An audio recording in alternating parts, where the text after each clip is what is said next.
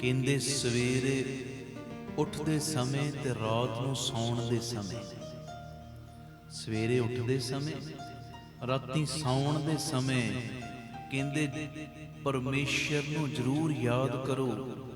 ਤੇ ਇਹਦਾ ਲਾਭ ਪਤਾ ਕੀ ਹੁੰਦਾ? ਕਹਿੰਦੇ ਇਹਦੇ ਨਾਲ ਤੁਹਾਡੇ ਮਨੋਬਲ ਦੇ ਵਿੱਚ ਤੇ ਤੁਹਾਡੇ ਆਤਮਿਕ ਬਲ ਦੇ ਵਿੱਚ ਵਾਧਾ ਹੁੰਦਾ ਹੈ। ਆਖੋ ਧੰਨ ਗੁਰੂ ਰਾਮਦਾਸ ਜੀ। ਧੰਨ ਗੁਰੂ ਰਾਮਦਾਸ ਜੀ। ਸਵੇਰੇ ਉੱਠਦੇ ਸਮੇਂ ਜ਼ਰੂਰ ਸਿਮਰਨ ਦੇ ਵਿੱਚ ਜੁੜੋ, ਬੰਦਗੀ ਵਿੱਚ ਜੁੜੋ। ਅੰਮ੍ਰਿਤ ਵੇਲੇ ਜ਼ਰੂਰ ਥੋੜਾ ਸਮਾਂ ਮਾਲਕ ਨੂੰ ਦਿਓ। ਤੇ ਜਦੋਂ ਰਾਤੀ ਪੈਣਾ ਹੈ ਨਾ, 1-1.5 ਘੰਟਾ ਪਹਿਲੇ ਮੋਬਾਈਲ ਸਾਈਡ ਤੇ ਕਰ ਦਿਆ ਕਰੋ।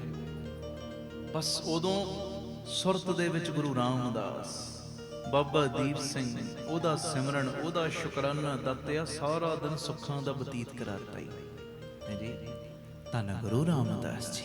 ਧੰਨ ਗੁਰੂ ਰਾਮਦਾਸ। ਇਹਦੇ ਨਾਲ ਸਾਡੇ ਮਨੋਬਲ 'ਚ, ਸਾਡੇ ਆਤਮਿਕ ਬਲ ਦੇ ਵਿੱਚ ਬੜਾ ਵਾਧਾ ਹੋਏਗਾ। ਔਰ ਸੱਚਾਈ ਹੈ, ਜਿਹੜਾ ਅੰਮ੍ਰਿਤ ਵੇਲੇ ਉੱਠ ਕੇ 1-1.5 ਘੰਟੇ ਦਾ, 2 ਘੰਟੇ ਦਾ ਸਮਾਂ ਪਰਮੇਸ਼ਰ ਦੇ ਲੇਖੇ ਲਾਉਂਦਾ ਨਾ, ਆਪਣੇ ਆਪ ਨੂੰ ਚਾਰਜ ਕਰਦਾ ਉਹਦੇ ਸਿਮਰਨ ਦੇ ਨਾਲ। ਹਾਂਜੀ, ਇਹ ਚਾਰਜ ਕਰ ਰਹੇ ਆ। ਮੋਬਾਈਲ ਦੀ ਬੈਟਰੀ ਡਾਊਨ ਹੋ ਜੇ, ਉਹਨੂੰ ਚਾਰਜਿੰਗ ਤੇ ਲਾ ਦਿੰਦੇ ਆ।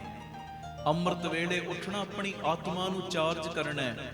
ਪਿਆਰਿਓ, ਜਿਹੜਾ ਅੰਮ੍ਰਿਤ ਵੇਲੇ ਉੱਠ ਕੇ ਪਰਮੇਸ਼ਰ ਨੂੰ ਯਾਦ ਕਰਦਿਆਂ ਹੋਇਆਂ ਆਪਣੇ ਆਪ ਨੂੰ 1-2 ਘੰਟੇ ਦੇ ਲਈ ਚਾਰਜ ਕਰਦਾ ਨਾ, ਸੱਚਾਈ ਏ ਉਹਦੇ ਬਾਕੀ ਦੇ 22-23 ਘੰਟੇ ਸ਼ਕਤੀਸ਼ਾਲੀ ਬਣ ਜਾਂਦੇ ਨੇ ਤੇ ਗੁਰੂ ਰਾਮਦਾਸ ਬਾਬਾ ਦੀਪ ਸਿੰਘ ਦੀਆਂ ਖੁਸ਼ੀਆਂ ਨਾਲ ਭਰ ਜਾਂਦੇ ਨੇ ਜੀ।